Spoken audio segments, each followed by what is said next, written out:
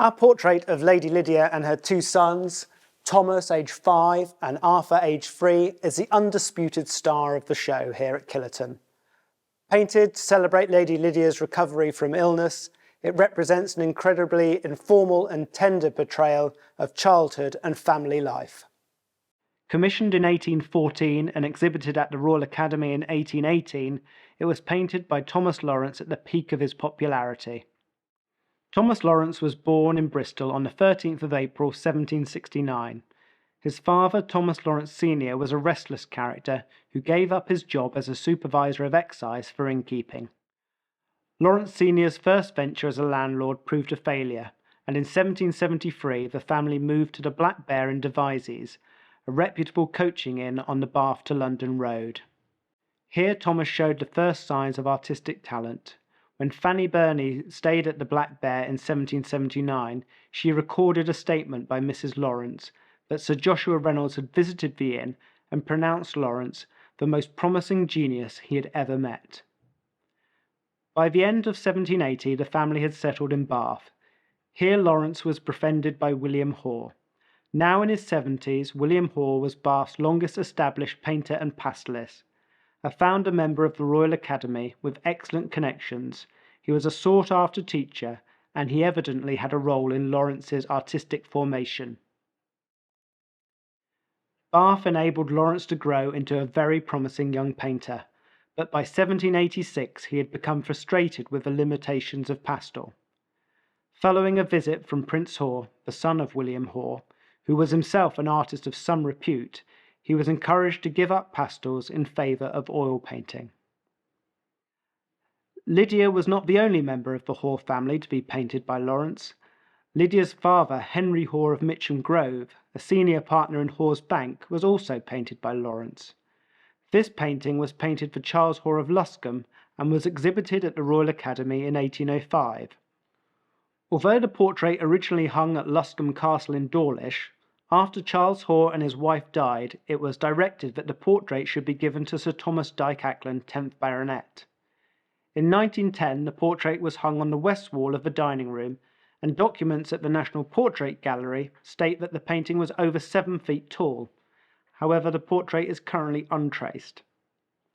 By 1814, Lawrence met the Prince Regent, and for the next 15 years, Lawrence was to be to the Regent and King George IV what Holbein was to the court of Henry VIII and Van Dyck to that of Charles I.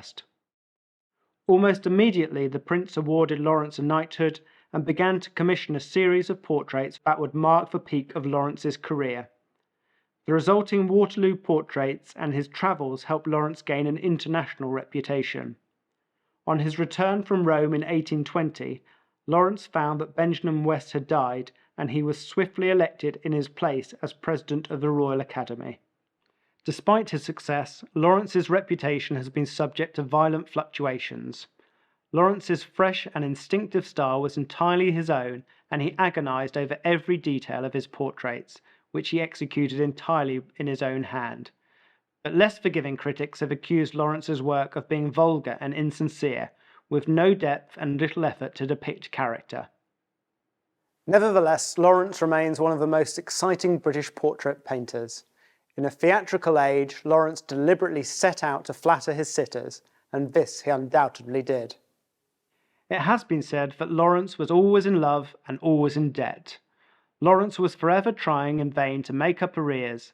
He was so overwhelmed with commissions that some of his sitters were said to almost grow old in the process of getting painted.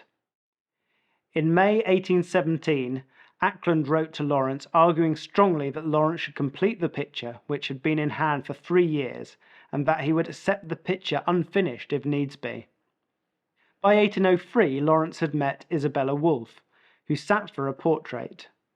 Such was the closeness of their relationship that people often wondered if Lawrence was the father of her son Herman. Lawrence, however, took 12 years to complete her portrait. When Lawrence had started the portrait, his price was only 60 guineas, but by the time he had finished it, he was charging 200. The portrait of Mrs. Wolfe, exhibited in 1815, was engraved by Samuel Cousins. Cousins was preeminently the interpreter of Sir Thomas Lawrence, and Thomas Dyke Acland was a dedicated patron and lifelong friend of Cussons, supporting his apprenticeship and his education. Cussons' first work as an independent engraver was indeed our portrait of Lady Lydia and her sons.